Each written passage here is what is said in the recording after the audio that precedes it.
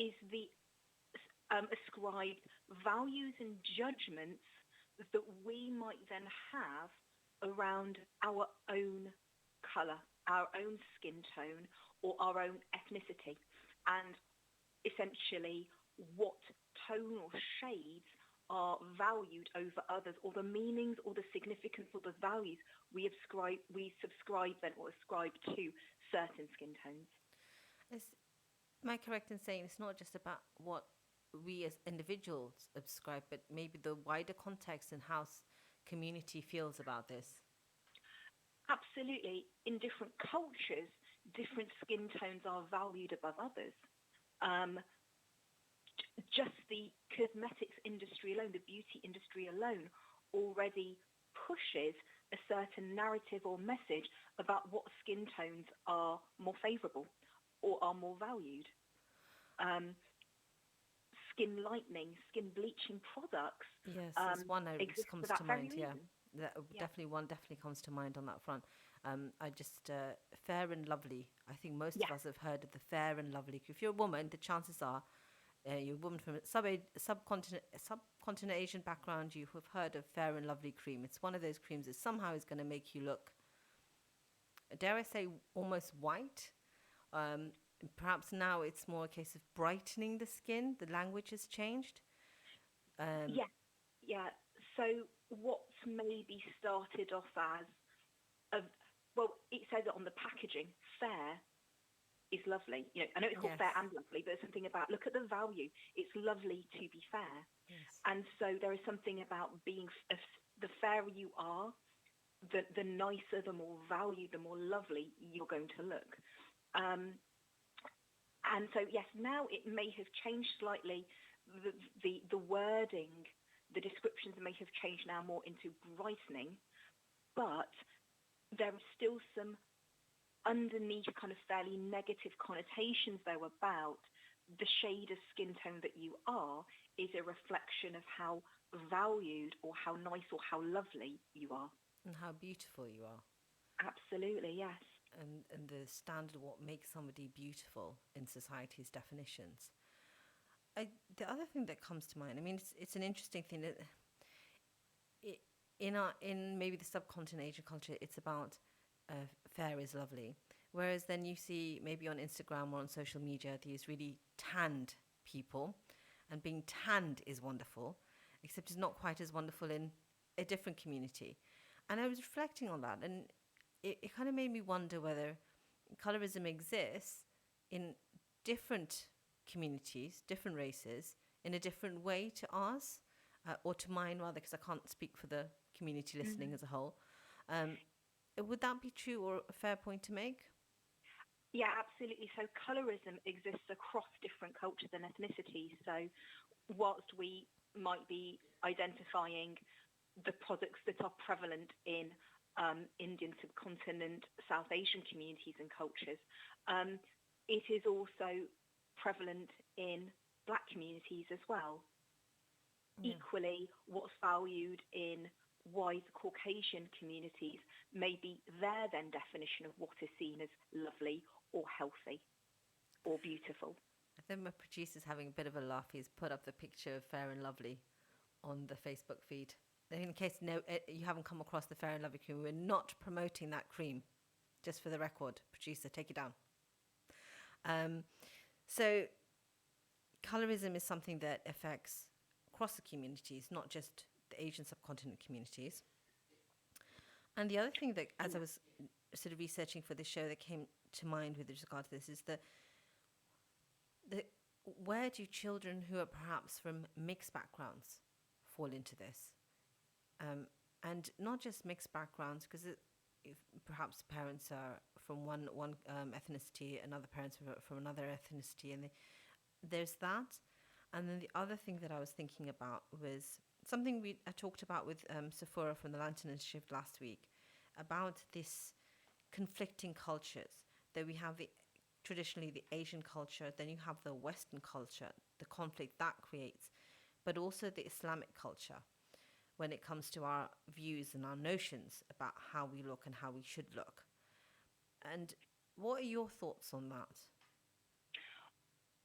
Well, I think you bring up a really important point here, which is the conflict exists purely because in those different cultures, within those different belief systems, they hold value against different things. The value judgments within particular cultures are going to be different. So there's an immediate conflict. Mm-hmm.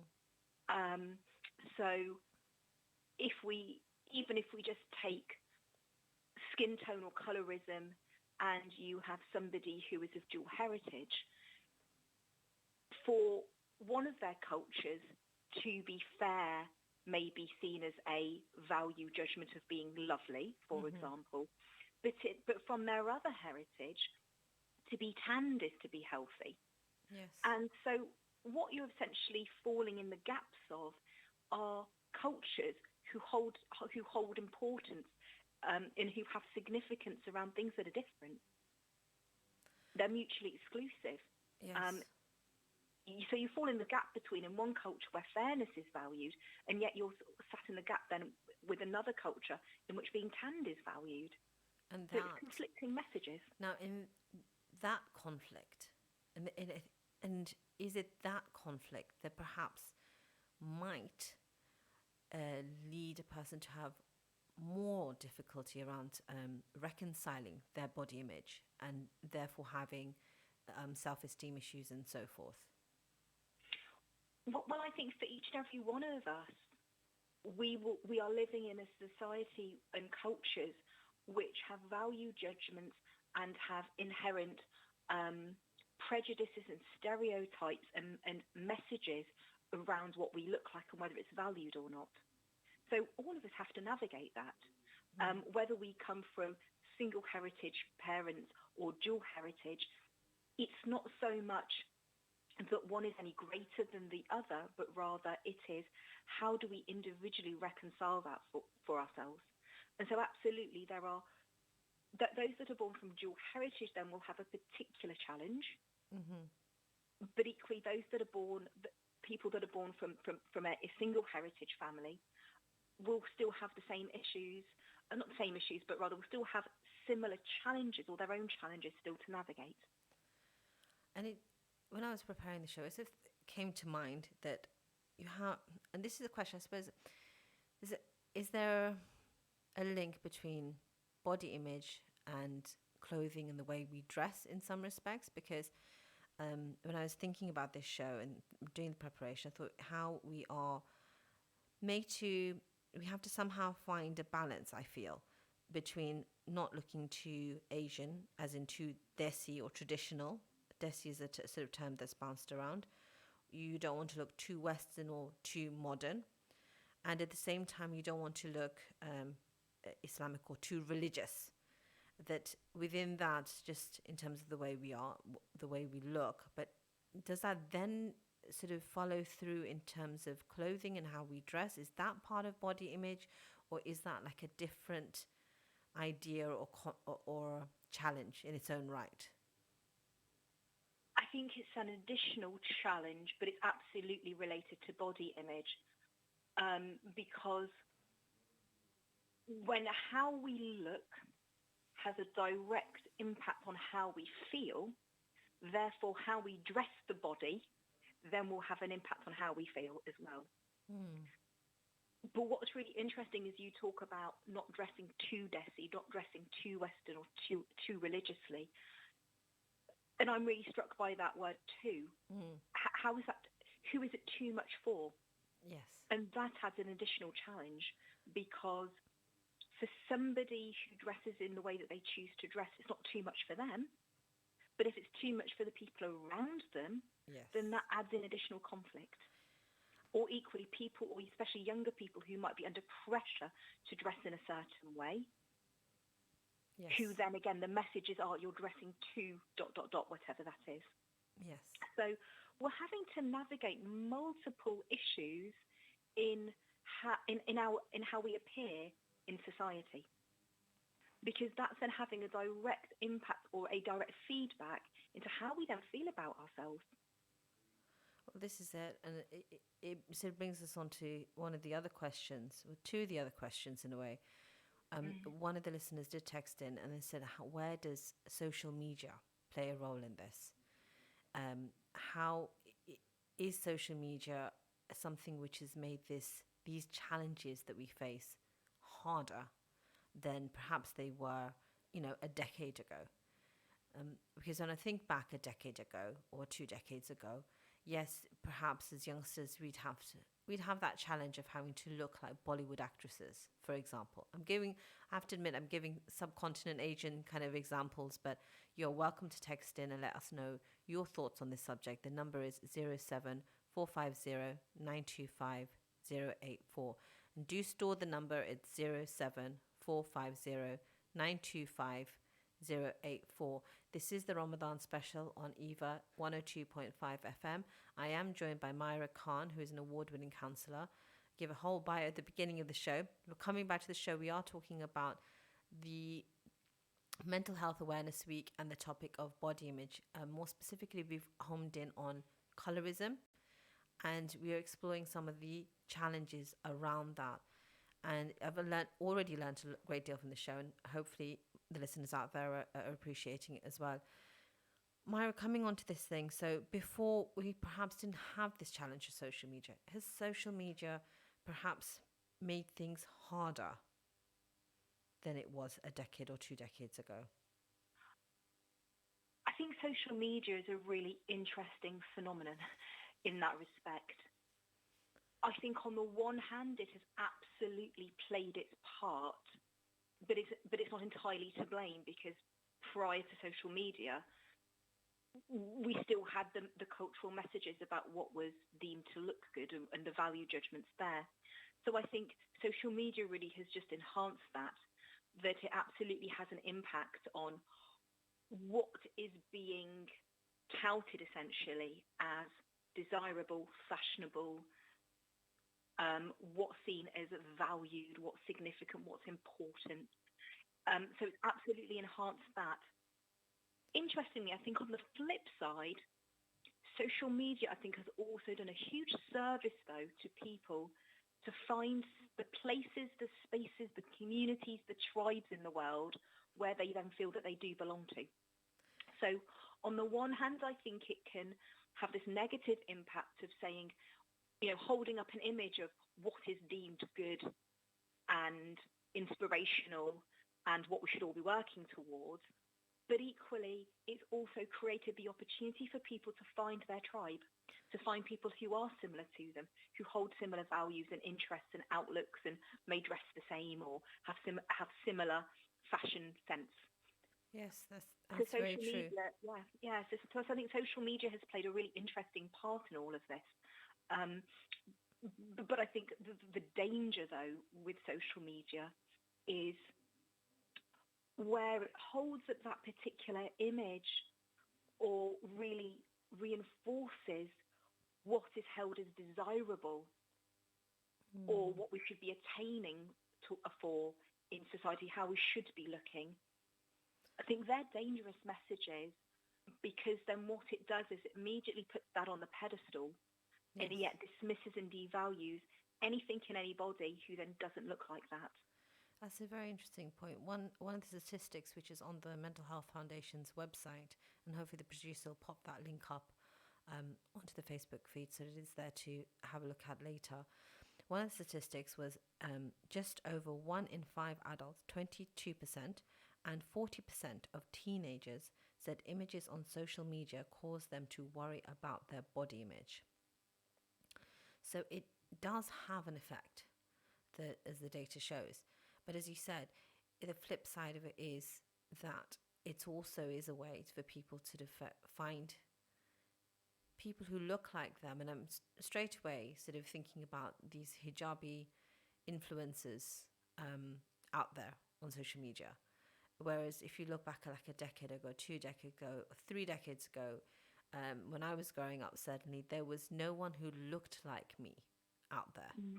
Yes. Nobody, even in terms of skin color, there was nobody who looked like me in the media on any platform. whereas Yeah. social media has been like a driving force for this. And one of the places I went to, a travel workshop, and one of the people that I met there, and we think about Asian subcontinent community, but it was a black lady, and she was talking about how social media has been a way in which their faces have become seen.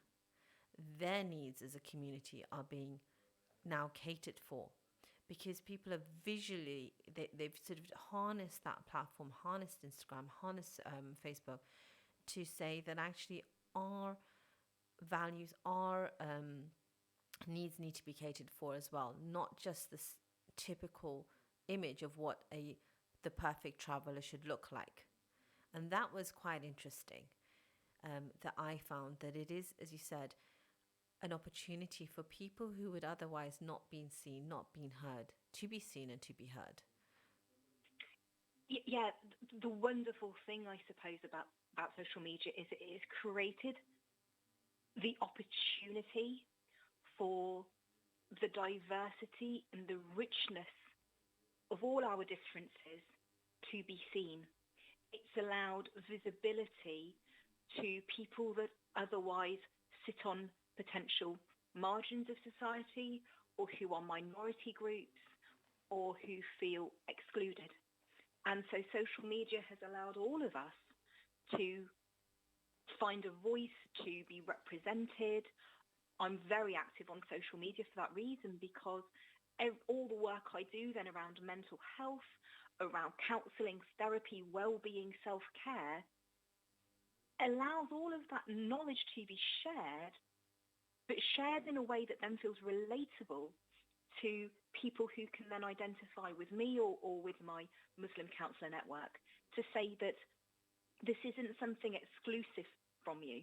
This is something that is for you and about you and targeted at you and available to you.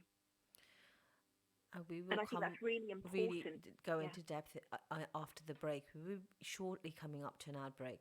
We had a text coming in, and the sister said, excellent discussion. As a Pakistani heritage woman, I grew up with the expectation that fairer the skin on a Pakistani girl, the more lovely she was. Not given through her personality, her skills, expertise, and what value she could bring as a person.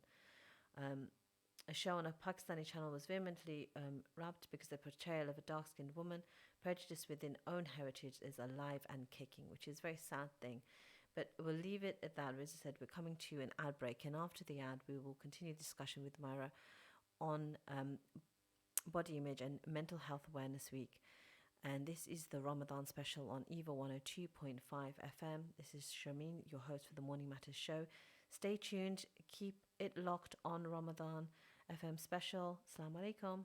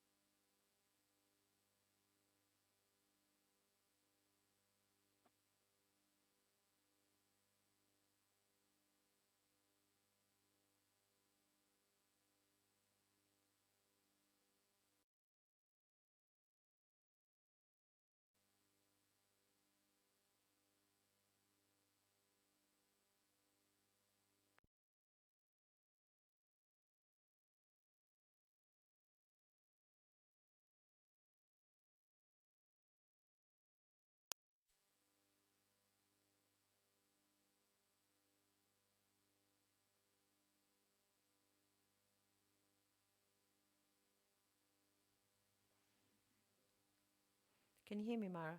Yes. Okay, so uh,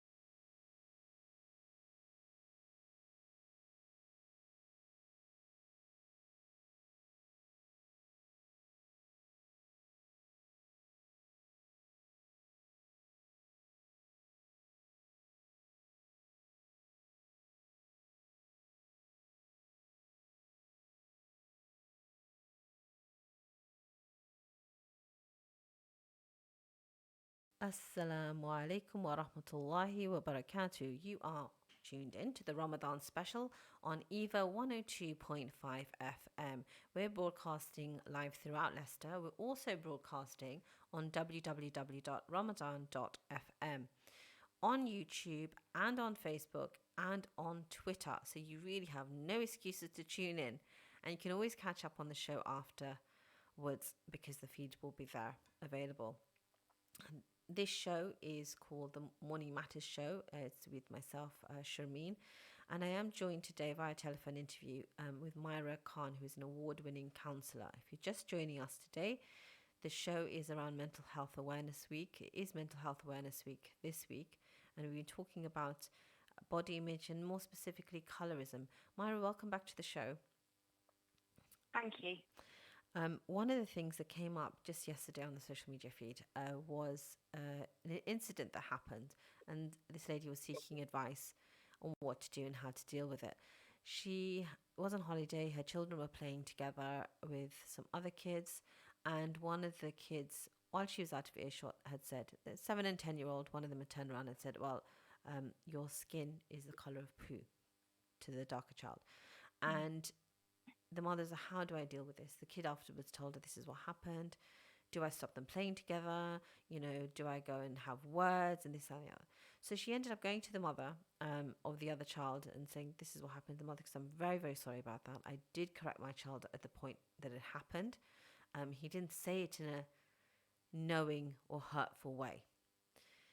And I think a lot of the times, whether we're talking about this child situation, I wonder perhaps when we make these sweeping statements, even as adults, do we do it knowingly? How much is going in? How are we making someone else feel? That was something that struck me. Yeah. I think what's really interesting is the first thing is how does it get addressed in the moment by a parent to their child who has said something that is offensive, judgmental, prejudiced. So there's that which needs to be tackled. But second of all, and what's really interesting is we can't sit in denial that children can be cruel to one another, that children can be judgmental, that children can be prejudiced and racist. Because to be in denial of it, I think, is then actually, in allowing that denial to be there, we can then excuse ourselves as parents to go, well, I don't know where they got it from. Whereas actually to acknowledge that it's happening is to say, gosh, they would have heard that somewhere. They would have got that message from somewhere. They've picked it up. And so, yes, absolutely. And so that second point around denial, I think, really needs to be acknowledged. That's what needs to be looked at. Because children are not, none of us are born racist. None of us are born thinking that one is better than the other, but it's through conditioning, it's through social integration, through relationships, through our environment, that we're picking up messages of judgment or of value. And it just occurs to me as you're speaking about that actually, if our child has said something in those terms, to sort of find out where they got it from. Because if you as a parent haven't given that information, you don't feel that you've given your child that kind of prejudice or built that within them, they're getting it from somewhere. Absolutely. And it may not even be overtly in what a parent has said, but just a flippant comment or a throwaway comment or a reaction to something they might have seen on the TV. But if children are hearing those conversations or those throwaway flippant comments, that's where children learn about what the world is like. Yes.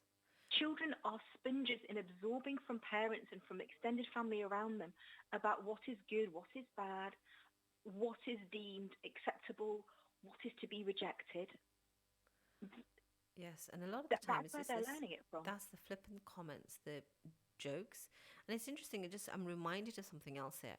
There was a comedy show that I attended, and growing up, there was a lot of comedy around different races. The sort of goodness gracious me generation, and a lot of those kind of jokes around that. And for our generation, we got the joke. Whereas there were younger people who found it absolutely racist, this kind of humor. Um, Yeah.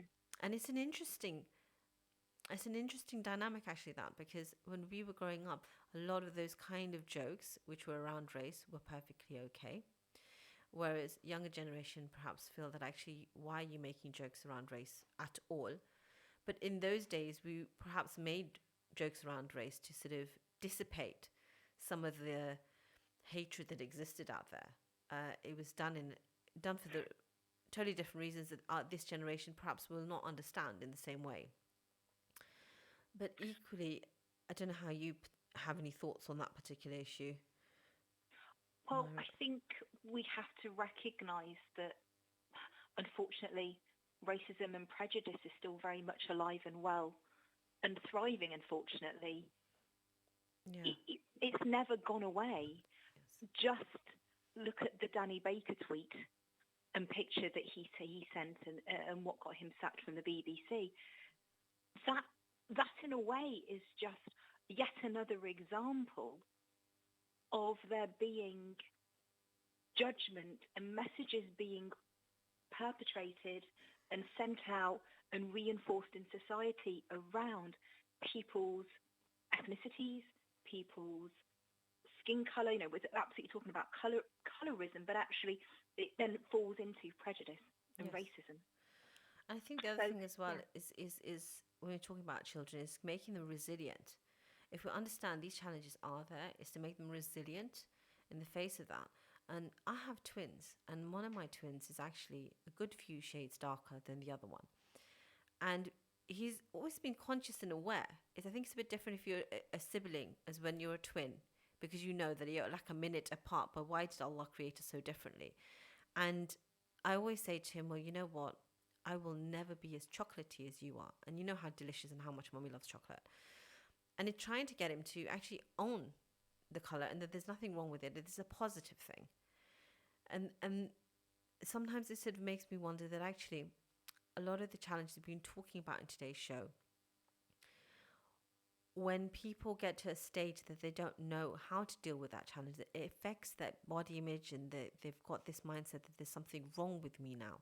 And then perhaps that's the point when they reach a crisis point, that perhaps they reach out for help. Is that what you're finding at your end as a counsellor?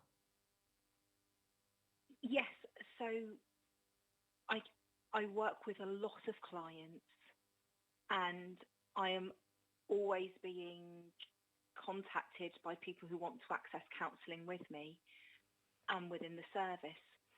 And I think what saddens me in a way is that at the point where people reach out is really at the point of crisis, or at the point, at breaking point, or at the point Mm. where they're really, really struggling. And in a way, on the one hand, I think it's great that they are actually reaching out and eventually trying to get the help and the support that they need. What's really sad about it is I just wish they had accessed it much sooner. It doesn't need to be crisis point. It doesn't need to be breaking point at the point that you then need to reach out and get help. The moment that you feel that it is having an impact on you, and that you are feeling that it doesn't make you feel good, that you don't feel good about yourself, that you're not feeling fulfilled in life, that you're not feeling that you're having a good, happy, healthy relationship with yourself, or that you don't have good or high self-esteem, when it's having that kind of impact on you, then I'd want you to reach out at that point. Yes. And I think the thing is, it makes me wonder, therefore, what are the barriers? Is It's one thing to say, I mean, there's the barriers, perhaps maybe people don't understand what counseling is. There's that in my mind, so I'm thinking about that. But I'm also thinking about perhaps at the other end of it is, how do you recognize that within yourself? And how do you, perhaps you recognize it or seen it in somebody else? How can you help that person? Okay, yeah. So if we first of all look at the barriers, there are a whole host of barriers that stop people from accessing counselling. Um, One of them being, well, it's not that bad, excuses for not going. Mm-hmm. Other barriers are actual barriers to accessing counselling. Um, there isn't somebody available or local to me, or I want somebody of a particular background or faith or ethnicity. Mm-hmm. I suppose that's where I come in and where my network comes in to break down some of those barriers. So as a BME, as a Muslim counsellor, as a female, I'm taking away a lot of barriers for BME clients, Muslim clients to then access counselling, because they want somebody who can understand their culture, their faith, as well as then offering counselling itself that is culturally sensitive and faith Absolutely. sensitive.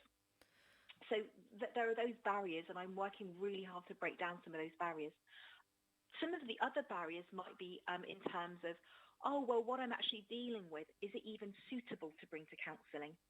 So I never again, a lot thought of the about work that. I Yeah. do on social media is around things around well-being and self-care, so that essentially, if things are not feeling good for you for whatever reason, that is enough in that respect for you to want to come for counselling.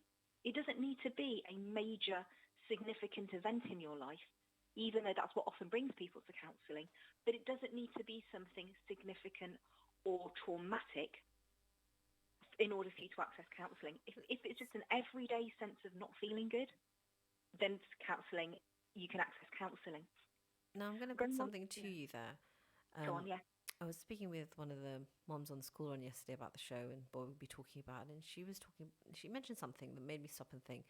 So, our parents' generation, the kind of things that they went through, and they never went through counselling. So, should we just have like this chin up approach to things like our parents did? Do we need counselling? Is it something, what would talking achieve? So counselling, it's, yes, you can say, yes, it's just talking. Yet it's so much more than that. Yes. Counselling offers you a safe, confidential space which gives you time to sit and really talk about, explore, reflect on what is going on for you, in order for you to find answers, for you to find insight, for you to gain further awareness of yourself. Counselling really is a process of self-development, growth, self-discovery, really building a picture and growing within you a healthy sense of self, having a better relationship with yourself, having a better relationship with your body, for example, having a better relationship with your self-esteem and your confidence and your identity, or understanding your experiences out there in the world. So it is through the mechanism of talking, but what actually gets done is something far, far greater and deeper than that. I suppose it's just a way of taking a journey with somebody there to make sure that you don't drown or lifts you up and perhaps explores things that you haven't thought about or directions you could take which you haven't thought about. Would that be fair to say? Yeah, absolutely. In counselling, what it offers you, which you cannot offer yourself alone, is that guidance, that company, somebody alongside you as you do that exploration, and somebody that can then point out or highlight areas or aspects or things that are blind spots to you, or things that you've not really thought about, or things that you skip over yourself. Oh, I don't really want to talk about that. But in counselling, a counsellor might be able to offer you the safe space for you to feel safe enough to then talk about those same things. So But talking it through with somebody actually means you can travel. If we use that journey metaphor, you can actually travel far wider and longer yes, when and you would. you're talking it through with somebody. And safer. Absolutely, and that's the key thing to counselling, which is it's about it being a safe space. It's confidential. This isn't as if you would talk to a family member or a friend, where afterwards it might have an impact on your relationship with them, or you feel like, oh, will it get out? Will other people find out? With counselling, it offers you the safety through Confidentiality. confidentiality, but also safety in it being a trusting space for you to then talk about things that you know are not going to go any further. And you're not going to be judged. another key element of counselling is that it's non-judgmental. The person opposite you, your counsellor, is not going to sit there and judge you for anything that you say, what you do, but equally what you might have said or done in your past. We're not there to judge. We are there to support you. We are there to listen to you. We are there to really hear you and understand you. And that leads me to another thing. I mean, we're talking about sometimes you may speak to your spouse about issues, you may speak to your friends about issues. But what if the issue you're having is with your spouse? And what if your spouse doesn't understand that you need help, or you feel maybe they need help, or maybe you both need help and you just don't know about it? And Yeah. I've spoken to couples in the past, and you want to lend that ear, but I'm not a trained counselor. And I know at some point I say to them, really, perhaps you need to seek counseling. But well, my husband's never going to accept that. Oh, it's just not going to happen, for example. And it's not, it's happened quite a few times. I don't know, I have this kind of person that people talk to me in this way. But it gets to this point is how do you then, because I can't overcome that barrier. I've never been able to sort of answer that effectively. Is there some sort of guidance or strategy if you have somebody in, and often it is that you reach out to a friend before you'd reach out to a counselor? As a friend, how could you help your friend? What steps could you make? What things could you say? Mm. What would you suggest? Mm. I think, again, something really important which you've just highlighted, which is as a friend, you have a limit to the capacity that you can offer them in terms of listening, support, guidance. And actually, it's detrimental and harmful to both you and your friend if you try and overstep your limits.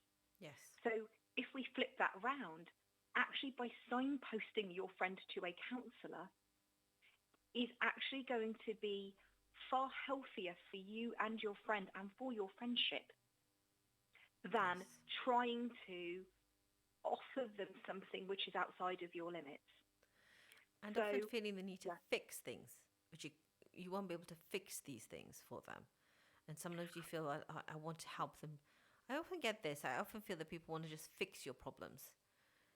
Whereas counseling, it's not about necessarily fixing, it's about finding your solutions from within yourself to what you're facing. absolutely. And the interesting thing about wanting to fix is then, well, whose need is that? It's often the person that's wanting to do the fixing. Yes.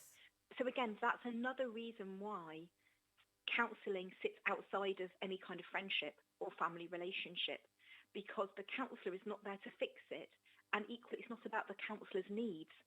But if you are having difficulties or you're going through an issue or a situation at the moment, and you go and speak to a friend or a family member about it, they often have a vested interest, though, in the outcome or in Yes. what you do, because it will have an impact on them. And Yes. so their guidance, their advice will be very subjective. And so that's, Absolutely. again, another reason why signposting your friend or family member to a counsellor, you then know that that family member or friend then is getting help that is entirely about their needs, Yes. and the guidance is absolutely in their interest, not in the counsellor's interest. But I think the struggle that we could face is how do you get that person to the counsellor? I mean, you can't physically drop them off and say, "Oh, here, there you go. You need to do this." No, it takes a conversation between you and your friend or family member. But again, it may be that actually in you taking that first step for them, which is to find a counsellor, to contact a counsellor and find out all the information, may be enough of a barrier that you have jumped for them Yes. for I them thought then about to be that. able to access it. So very often I will get inquiries on behalf of somebody else, or my sister or my brother, my parent, my partner, a friend needs counselling, and I want to know about your services so I can go back and tell them that I found somebody and that you can see them. I never thought of that. I'm going to remember that for next time. Just providing that information. You said that there's like a barrier, or you've taken that first step, and it makes it just that much easier for someone to then perhaps think about accessing the services. Yes, so very often then, after having that initial contact with the family friend or family member or with a friend, in that person having all that information, I then give them, obviously they have my contact details, but I say, give all that information then to that person. That person then can then contact me directly, and that's very often then what happens. I'll then get a call within the next couple of days by that person going, oh, my friend contacted you. I would like to book in now. So very often, I know you're saying that, oh, you don't kind of drop that, you won't be dropping that person off to the session. Yes. But metaphorically, you've got your friend to my door Yes. in that respect. Now we are running out of time for the show. We've only got 4 minutes left. And I wanted to speak to you about the MCAPN. Did I get that right? Yes, MCAPN, yes, the Muslim Counselor and Psychotherapist Network. And this is something that you founded, and it's an organization. And what does this organization do, in your words? So it has two main aims. One is to raise mental health awareness and the awareness around counselling and therapy to Muslim and BME communities. That's one aim. The second main aim then is to provide a network opportunities for Muslim practitioners, whether they be counsellors, therapists, psychologists, psychiatrists, or any Muslim practitioner who works in the mental health field. And for those network members then, we offer CPD, events, conferences, peer supervision. We do all our social media so they can get involved in that. And so it's both getting us visible within the communities, yes, and then bringing together and unifying the Muslim mental health practitioners so that as a professional group of people, yes, we are seen to be working visibly and in the mainstream counselling therapeutic services so that people from our communities can access us. One of the things which I noticed on your website was a call for papers, not just from professionals, but perhaps psychology students. Am I correct in saying that? With regards to... So we've had the call for papers. We are about to, watch this space, next week, launch details then of that conference. So this year's conference is around trauma. Okay. So we have a whole lineup of established speakers, of practitioners who work with trauma, and we'll be putting on that conference in September. I might have to get you on next week to talk about that once you've launched it. Being squeezed a little bit more of your time out of you, because that sounds really exciting. Because a lot of the time we talk about Muslim community, what's going on out there, and there's lots of sort of little things going on here, there, and everywhere. But even though we live in the information age, I sometimes feel that we're still very ignorant of what's going on out there. Yes, and I think it's about, and again, I suppose this is part of what my network does, is it takes the work that we do as Muslim counsellors and therapists and psychologists, and it's about translating that into language and narrative and messages that are easily accessible by those in our communities. It doesn't need to be highbrow, it doesn't need to be academic. It is about being very simple and clear about what counselling is, that it sits within Islam. It doesn't sit outside of the fold of Islam. So to access counselling is not un-Islamic, it's not haram in any way. Mm-hmm.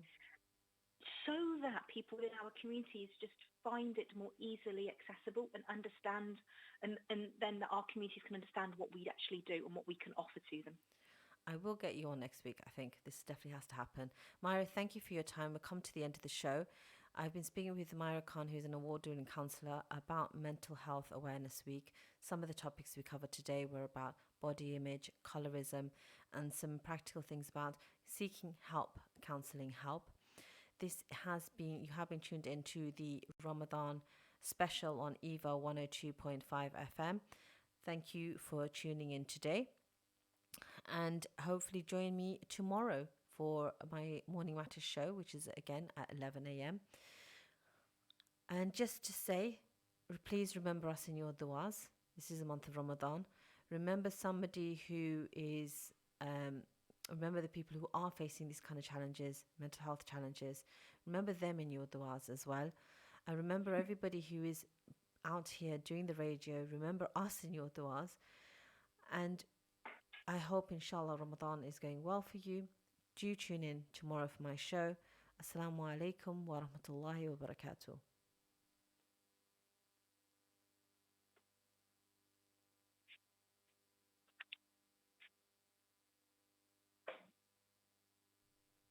Yeah. Myra, you okay? Yeah, I'm good. I'm going to have to shoot off only because I've Yes, got a I know. client. So, I know. but I'll Sorry, I was catch up trying with my you. best to look at the time and keep to time, No, but no, no, I will that's catch up with fine. you later, Myra. Yeah, all right then. Okay, then.